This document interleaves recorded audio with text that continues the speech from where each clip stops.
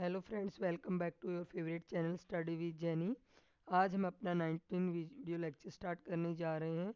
I hope ये video आपके लिए बहुत ही यूज़फुल होने वाली है। वीडियो स्टार्ट करने से पहले मैं आप लोगों को बताना चाहूँगी कि ये वीडियो आप लोगों के आरपीएससी कॉलेज लेक्चरर के लिए तो वेरी इंपॉर्टेंट है, साथ ही यूजीसी नेट जेआरएफ के लिए भी इम्पोर्टेंट है, और एमएमए हिस्टोरियोग्राफी नामक पेपर है उसके लिए, और इग्नू यूनिवर्सिटी में MHI03 नामक पेपर कोड है उसके लिए भी वेरी वेरी इंपॉर्टेंट है।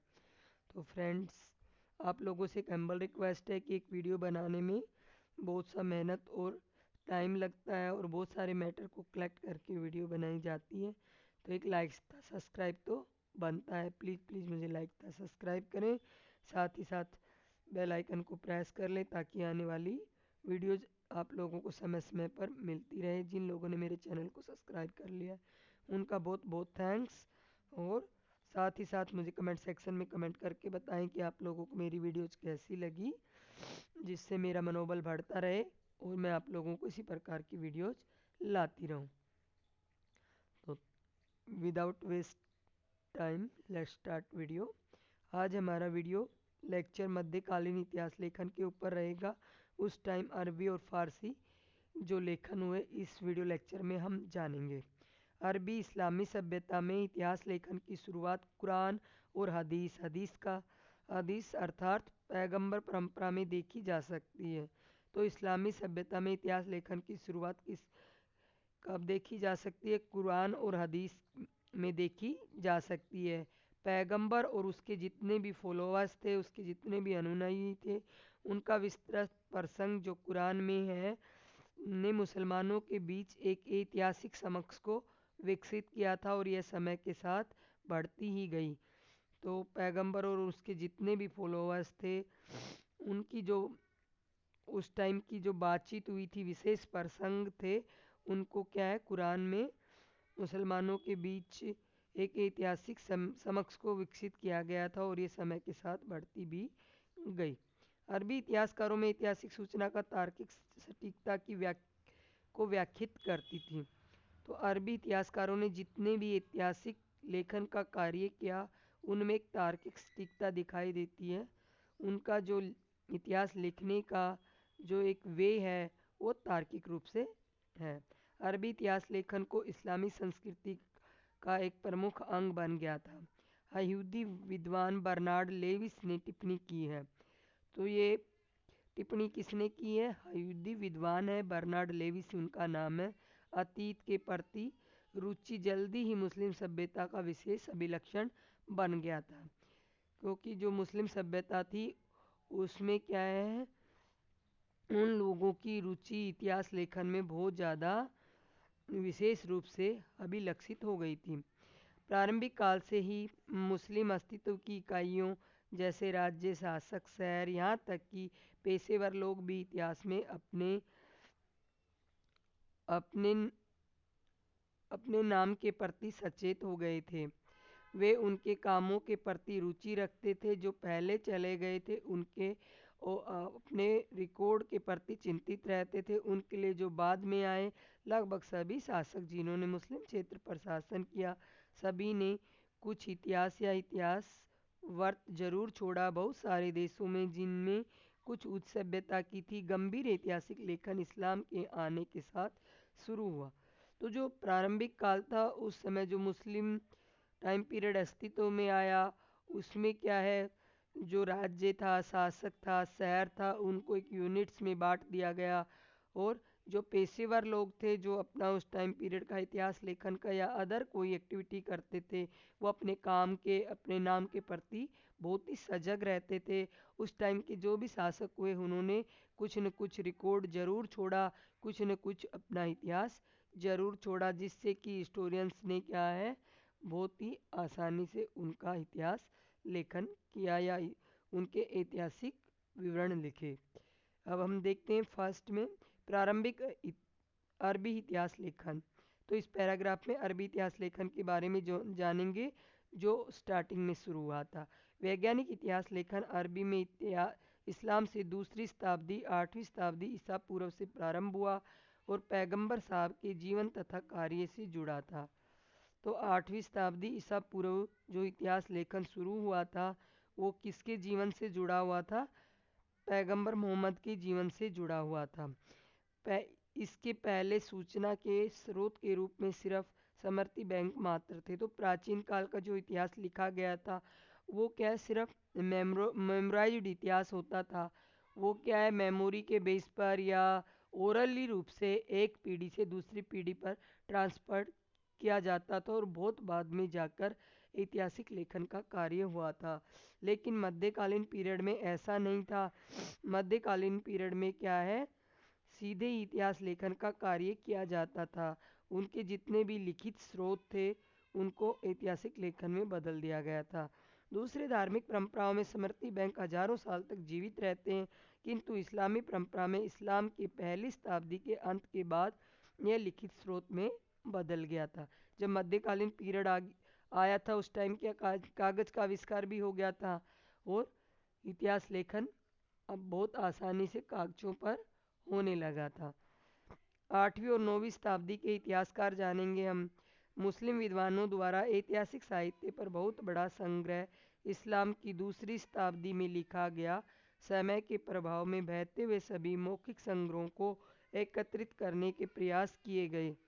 तो मुस्लिम विद्वानों द्वारा ऐतिहासिक साहित्य था उसके ऊपर बहुत बड़ा संग्रह इस्लाम की दूसरी शताब्दी में लिखा गया। समय के प्रवाह में बहते हुए सभी जितने भी ओरली रूप से जो मैटर कलेक्ट किया गया था उसको एकत्रित करने का प्रयास किया गया और उसको क्या है, एक इतिहास लेखन के रूप में लेखनबद्ध किया गया। मौखिक परंपराएं तार्किक ढंग से मूल्यांकित की गई और उनकी सत्यता जांच स्रोत की कसौटी के आधार पर करके शामिल की गई। तो उस टाइम जितनी भी ओरली रूप से जो चीज़ें थी उनको एक तार्किक रूप दिया गया, उन्हें क्या है एक क्रमबद्ध रूप से अरेंज किया गया और उसका इतिहास लेखन का कार्य किया गया। लेखक लोग धार्मिक उत्साह से अपने कामों को पैगंबर के इतिहास के रूप में किए, अपने समकालीन और नई पीढ़ी को लाभ और परामर्श देने के लिए उनका काम मूल्यवान था, क्योंकि जो ऐतिहासिक सूचना उसमें दी गई थी उसे सावधानी से लोक कथाओं और मिथकों को अलग करके जांची गई थी। तो उस टाइम जो पैगंबर मोहम्मद के जितने भी समकालीन जो लोग हुए और उस टाइम जितने भी पैगंबर मोहम्मद के जो कार्य थे उनको क्या एक ऐतिहासिक तथ्यों का रूप देकर एक इतिहास लिखा गया और उन तथ्यों को जांचा परखा गया और उन मिथकों उन लोक कथाओं पर ध्यान दिया गया, उनको जांचा परखा गया, तब जाकर इतिहास लिखा गया। प्रारंभिक इतिहास में अली बिन मोहम्मद अल मदीनी का नाम लिया जा सकता है। तो सबसे पहले मध्यकालीन में जो इतिहासकार हैं उनमें जो प्रारंभिक इतिहासकार हैं उनमें किसका नाम लिया जा सकता है? अली बिन मोहम्मद अल मदीनी का नाम लिया जा सकता है। वह एक बहुसर्जक लेखक थे। सूचना है कि उन्होंने 100 पुस्तकें लिखी थी। तो अली बिन मोहम्मद ने लगभग कितनी पुस्तकों का संग्रह किया था? 100 पुस्तकों का। खलीफा के इतिहास पर उनका कार्य और बसरा तथा खुरासन के इतिहास पर उनकी प्रबंध पुस्तक बड़े महत्व की है। तो उन्होंने उस टाइम जो खलीफा होता था, खलीफा मीन्स जो इस्लाम जो मुस्लिम लोग होते थे उनका जो मेन गुरु होता था उसको खलीफा कहा जाता, धार्मिक गुरु को। तो उनके बारे में जो उनके कार्य होते थे बसरा तथा खुरासन उस समय उनके इतिहास उनके बारे में जो इतिहास लिखा वो बड़ा ही इम्पोर्टेंस रखता है, उस टाइम बड़ी ही महत्ता रखता है। अब आलोचना क्रिटिसिज्म की गंभीर पद्धति अपनाने के कारण उन्होंने अपने काम के लिए प्रसिद्धि हासिल की थी। किन्होंने? अली बिन मोहम्मद अल मदीनी ने। उन्होंने नेम एंड फेम कमाया इस मैटर में। इससे आगे आने वाले समय के संग्रह के लिए स्रोत को भी कायम किया गया। अल मदीनी द्वारा प्रभावित होकर, तो अल मदीनी से जो बहुत ज़्यादा प्रभावित होकर मोहम्मद बिन उमर अल वकीदी, इबन साद और अहमद बिन आया अल बलाजूरी ने महत्वपूर्ण कार्यों को लेखबद्ध किया, जिसने स्थायी छवि छोड़ी जो आगे के इतिहासकारों के लिए ऐतिहासिक सूचना में तार्किक सटीकता की दृष्टि से महत्वपूर्ण है। तो अल मदीनी द्वारा प्रभावित होकर मोहम्मद बिन उमर अल वकीदी, इबन साद और अहमद बिन याहिया अल बलाजूरी, इन्होंने भी क्या इतिहास लेखन का जो कार्य था उसको लेखबद्ध किया। जो महत्वपूर्ण कार्य थे उनको एक इतिहास लेखन का रूप दिया। और जिन्होंने क्या है परमानेंटली रूप से एक छवि छोड़ी इतिहास लेखन की, वो इतिहास लेखन की जो छवि थी वो तार्किक थी, सटीक थी और सभी की दृष्टि में इम्पोर्टेंट भी थी। उनकी उनकी मतलब अल वकीदी अल मगजी पैगंबर के द्वारा किए गए प्रचार की वर्ध जानकारी प्रदान करती है। तो जो अल मगीजी है वो अल वकीदी द्वारा लिखी एक ग्रंथ है और उसमें किसके बारे में बड़े विस्तार से जानकारी पैगंबर मोहम्मद के बारे में विस्तार से जानकारी प्रदान करती है अल मगीजी।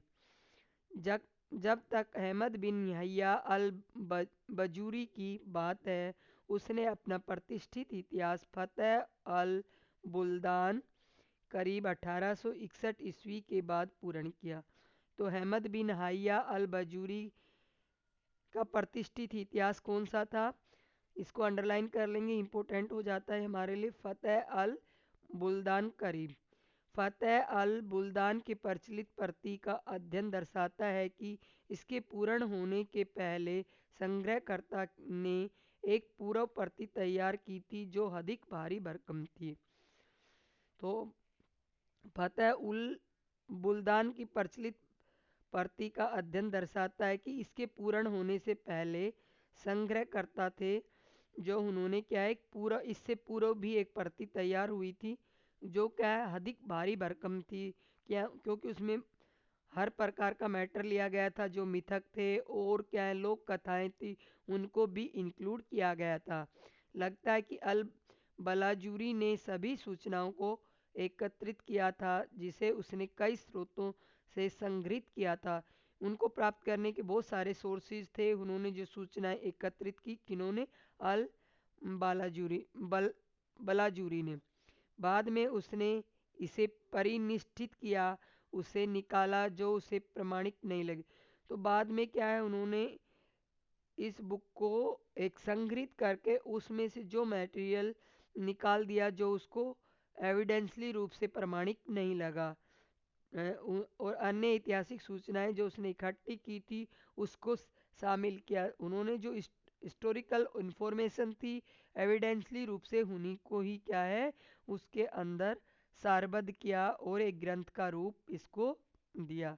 इसलिए उनकी निश्चित प्रति अमूल्य बन गई और आने वाली पीढ़ियों द्वारा इसको प्रोटेक्शन दिया गया, इसको ये संरक्षित की गई क्योंकि ये हिस्टोरिकल रूप से बहुत ज़्यादा इम्पोर्टेंस रखती थी। इसमें हिस्टोरिकल रूप से इंफॉर्मेशन संग्रहित थी। पैगंबर के जीवनी और जो अचीवमेंट पर सूचना के अलावा और खलीफा के साथ घटित महत्वपूर्ण घटनाओं के साथ साथ अरबों द्वारा अरब से इतर लोगों की जमीनों पर विजय जैसे ईरान, मकरान और भारत की सिंध राज्य पर विजय ये सभी उनके कार्य में समाहित थे।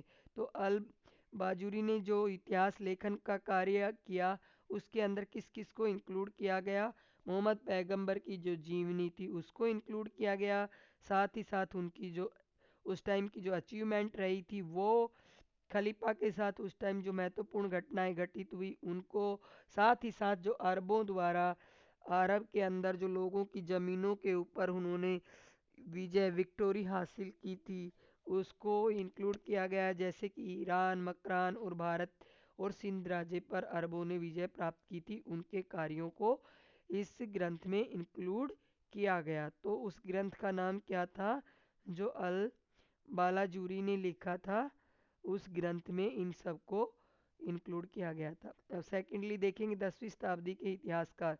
यहाँ यह बताना जरूरी है कि अल ताबरी मूलतः क्या थे, ट्रेडिशनलवादी थे, परंपरावादी थे और इस्लाम की ऐतिहासिक परंपरा को उन्होंने सामने रखा जैसा कि उन्होंने अपने पूर्व के कार्य में पूर्ण शक्ति और तार्किक पद्धति को अपनाकर किया था। तो अल ताबरी क्या है मूलतः परंपरावादी थे, इस्लाम की ऐतिहासिक परंपरा को उन्होंने सामने रखकर ही इतिहास लेखन का कार्य किया था और उनके इतिहास लेखन के कार्य में तार्किक पद्धति को अपनाकर कार्य किया था। उन्होंने अपने कार्य में जिस प्रमाण को शामिल किया और उसे सत्यापित करने के लिए सारे प्रयास किए। तो उन्होंने क्या है अपने कार्य में जो हिस्टोरिकल एविडेंस उस टाइम में मिले थे उन्हीं को ही इंक्लूड किया था। अल मसूदी जिनकी मृत्यु 1956 ईस्वी के साथ जो अल ताबरी के कनिष्ठ समकालीन थे। तो अल मसूदी किसके समकालीन? अल मसूदी के साथ जो अल ताबरी के समकालीन में उसके कंटेम्परेरी थे, एक नया विद्वान अरब इतिहास लेखन में आया। अल मसूदी वास्तव में अरब इतिहासकारों में प्रमुख स्थान रखते हैं। तो अल मसूदी कौन था? सबसे पहले यही एक क्वेश्चन बन जाता है। तो अल मसूदी एक अरबी इतिहासकार था और उसका क्या अरब इतिहासकारों में एक प्रमुख स्थान था। वह इतिहासकार होने के साथ साथ वो एक हिस्टोरियन तो साथ था ही, साथ साथ वो एक भूगोलवेत्ता भी था। तो उनकी भौगोलिक जो सूचना है, जो जोग्राफिकली रूप से जो इंफॉर्मेशन थी, मुख्य रूप से वर्ल्ड पर्यटन के कारण थी। इसलिए इतिहास और भूगोल को मिलाकर वह अरबी इतिहास लेखन में एक नया आयाम जोड़ने की में कायम रहे, क्योंकि इतिहास एक निश्चित वातावरण में क्या है संपन्न होता है। तो इतिहास को लिखने के लिए भी एक अच्छा वातावरण चाहिए होता है, वहीं पर एक इतिहास क्रिएट हो सकता है। अल मसूदी एक देश के वातावरण को उसके लोगों के इतिहास के साथ अपने कार्य मुरूज उल जहाब मुरूज उल जहाब का क्या मीनिंग है? सोने का चारागाह के साथ जोड़ते हैं। तो मुरूज उल जहाब के साथ इतिहास को कौन जोड़ते हैं? अल मसूदी जोड़ते हैं। यहाँ भी एक क्वेश्चन बन जाता है एग्जाम के पॉइंट ऑफ व्यू से। यद्यपि अल मसूदी लगातार सृष्टि विज्ञान सिद्धांत को अन्य कार्यों से उधार लेते रहे, उनका मुख्य योगदान उनके यात्रा के प्रमाणों के प्रयोग और इतिहास के प्रति व्यक्तिगत आकलन और संबंधित घटनाओं पर सॉरी पर कारणों प्रभाव को मानवीय और भौतिक ज्ञात विश्व के विभिन्न भागों के तुलनात्मक अध्ययन द्वारा पहचाना जाता था। तो अल मसूदी ने जो उस टाइम हिस्टोरिकली रूप से जो कार्य किया, एक इतिहास लिखने का जो कार्य किया, उसमें प्रमुख योगदान किसका रहा? उन्होंने जितनी भी उस टाइम की यात्राएं की, साथ ही साथ उनका व्यक्तिगत जो एनालिसिस था, जो उस टाइम की जो घटनाएं घटी उनको भी एनालिसिस किया, साथ ही उन्होंने उन घटनाओं को मानवीय और भौतिक आधार पर जोड़कर देखा, साथ में विश्व के अन्य भागों का तुलनात्मक अध्ययन भी किया।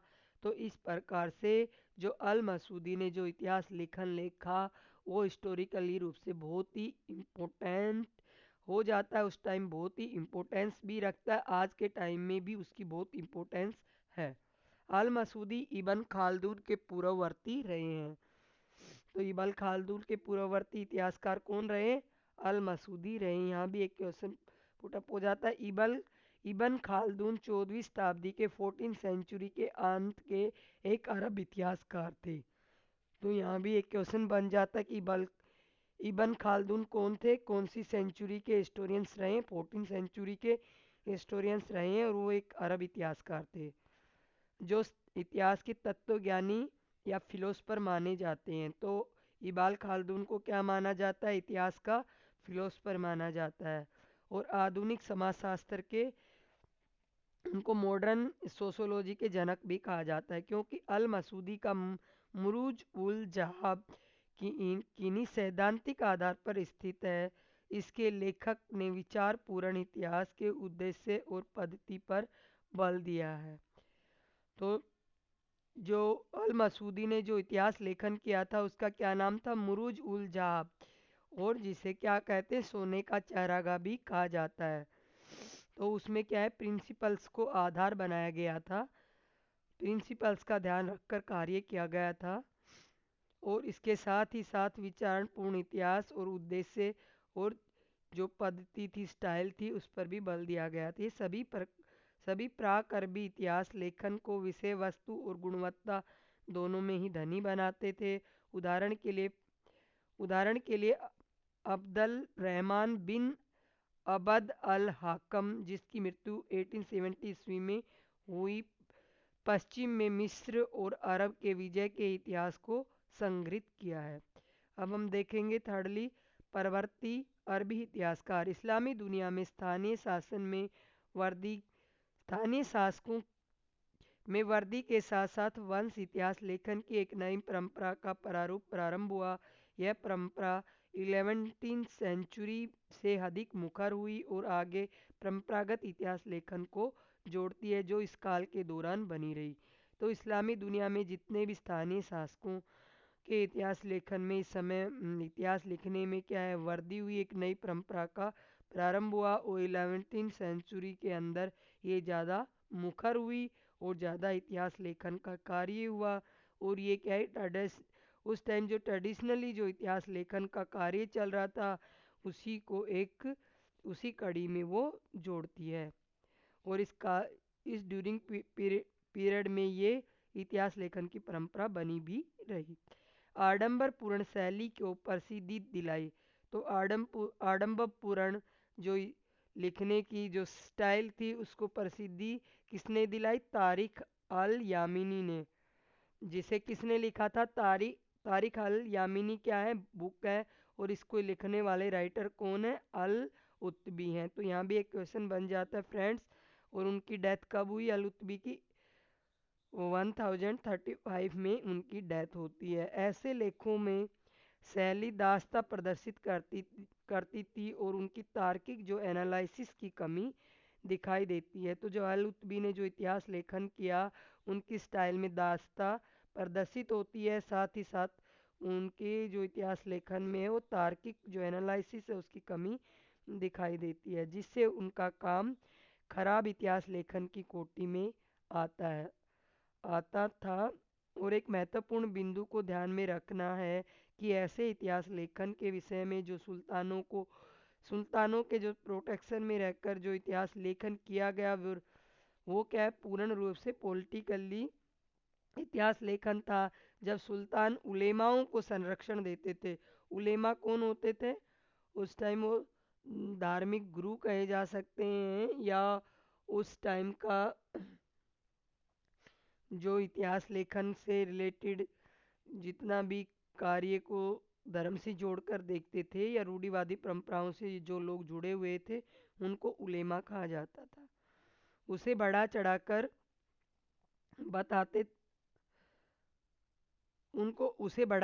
बताते हो जब सुल्तानों की ईश्वरीय भय या धार्मिकता की प्रशंसा करनी हो।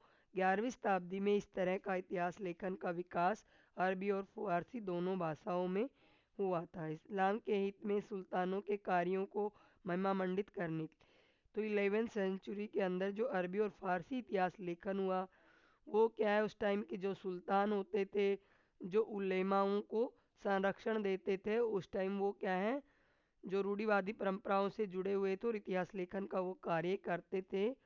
वो क्या है जो राजाओं सुल्तानों के संरक्षण में रहकर कार्य करते थे, तो उनके कार्यों को बढ़ा चढ़ाकर लिखते थे और वो सुल्तान के कार्यों को ही उनको महिमा मंडित करते थे, उन्हीं की गाथाओं का बखान करते थे। वो फारसी भाषा में ऐतिहासिक कार्य लिखा जाना शुरू हुआ। फारसी इतिहास लेखन की प्रकृति की चर्चा करने से अब्बू रेहान अल ब्रूनी जिनकी मृत्यु अल ब्रूनी की मृत्यु कब हुई? 1048 में हुई थी।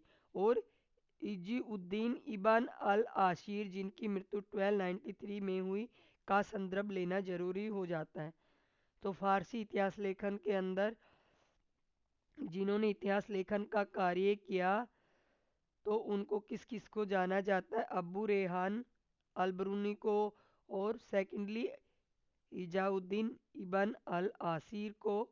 उनका जो रेफरेंस है उसको लेना बहुत ही जरूरी हो जाता है फारसी इतिहास लेखन में। अलबरूनी ने गणितीय और खगोलीय विज्ञान का उपयोग काल गणना के निर्धारण में अपनी पुस्तक असर अल बाकिया में किया, जबकि इबन अल असीर का इतिहास विद्वान इतिहासकार के साथ साथ राजदरबारी इतिहासकार के पुनर्विकास को सांकेतिक करता है। तो अल ब्रूनी ने क्या है, उनकी पुस्तक का क्या नाम था? असर अल बाकिया। तो ये भी इम्पोर्टेंट की दृष्टि से सॉरी एग्जाम की पॉइंट ऑफ व्यू से बहुत इंपॉर्टेंट हो जाता है। और इन्होंने इस बुक में असर अल बाकिया में किसके बारे में लिखा, गणितीय और खगोलीय विज्ञान का उपयोग कर काल गणना का जो निर्धारण किया, इस पुस्तक में उन्होंने इसका विवरण दिया है। जबकि इबन अल आसिर ने जो इतिहास लिखा, उनका इतिहास विज्ञान इतिहासकार के साथ साथ जो कोटरियार इतिहासकार के पुनर्विकास को भी सांकेतिक करता है। राज दरबारी इतिहास लिखा है। इबन उल उल आसिर का इतिहास अल कामिल इसके संग्रहकर्ता के लिए महत्वपूर्ण है। यह भी महत्वपूर्ण है कि उनके अरब भूमि के बाहर शासन करने वाले वंशों के लेखा में इबन अल आसिर प्रसिद्ध कथाओं को भी शामिल करते थे, जो ऐतिहासिक आधार से रहित होती थी। तो उनके अरब अरब भूमि के बाहर शासन करने वाले वंशों के लेखा में इबन अल आसिर प्रसिद्ध कथाओं को भी शामिल करते थे, जो ऐतिहासिक आधार से रहित होती थी। अंत में विश्व प्रसिद्ध इतिहासकार किनका नाम लिया जाता है, इबन खलदून का नाम लिया जाता है, जिनकी डेथ 1406 में हुई थी, की चर्चा करनी चाहिए। एक इतिहासकार के रूप में उनका काम कभी कभी उत्साह रहित होता है, फिर भी वे कुछ कोटि के ऐतिहासिक दर्शन के रूप में सम्मिलित है। उनकी जो पुस्तक है उनका क्या नाम है, मुकिदमा। मुकिदमा को इतिहास की भूमिका या इतिहास के दर्शन की महत्वपूर्ण पुस्तक भी माना जाता है। फोर्थ देखेंगे हम फारसी इतिहास लेखन। जहाँ तक फारसी भाषा में इतिहास लेखन की शुरुआत की बात है, यह फारसी बोलने वाले विद्वान के बल पर आगे बढ़ा, जो इस्लामी दुनिया के पूर्वी भाग में अरबी भाषा का व्यवहार नहीं करते थे। 10वीं शताब्दी के अंत में ईरान और मध्य एशिया के अरब से अलग मुसलमानों ने सोचा कि इस्लाम पर लोगों की खुशी के लिए साहित्य तैयार किया जाए और इसका इतिहास लिखा जाए। तो 10वीं शताब्दी के अंत में ईरान और जो सेंट्रल एशिया के अरब से अलग मुसलमानों ने सोचा कि जो इस्लाम है उसके ऊपर इस्लाम से रिलेटेड जितना भी साहित्य है उसको तैयार किया जाए और एक इतिहास के रूप में लेखबद्ध उसको किया जाए, जिससे आने वाली पीढ़ियों को इसके बारे में पता चल सके। बहुत सारे कार्य अरबी के उत्कर्ष, साहित्य के अनुवाद और उसके संक्षिप्तकरण थे। तो बहुत सारे जो कार्य किए गए थे इसके अंदर, जो अरबी के उत्कृष्ट उच्च कोटि का जो साहित्य था उसका इसमें अनुवाद किया गया, और इसमें जो इतिहास लिखा वो एक शॉर्ट रूप से लिखा, इसमें संक्षिप्तकरण को ज़्यादा महत्ता दी गई। जो 938 ईस्वी में ताबरी के तारीख के अनुवाद से शुरू हुए, जिसे समानिद वजीर अबू अली अल बलामी ने किया। कुछ स्थानीय वंशों का इतिहास फारसी भाषा में लिखा गया और उन्हें बड़ी मुश्किल से समकालीन अरबी कार्यों से अलग किया जा सका। तो उस टाइम क्या है कि स्थानीय इतिहास भी लिखा जाता था, जो उस टाइम जो लोकल वंश होते थे उनके बारे में भी फारसी भाषा में इतिहास लिखा गया। लेकिन उस टाइम के जो कंटेम्प्रेरी इतिहास लिखने वाले, अरबी लेखन का कार्य करने वाले जो लोग थे, उस उनकी फारसी भाषा से जो स्थानीय वंशों का जो इतिहास था उसको अलग किया गया। फारसी में लिखा गया अब्बू सईद गर्देजी का सुरक्षित इतिहास, जैन उल अखबार और अबुल फजल वहवाकी का इतिहास, तारीख ई आले सुबकुतगीन फारसी में ऐतिहासिक साहित्य का उच्चतम योगदान माना जाता है।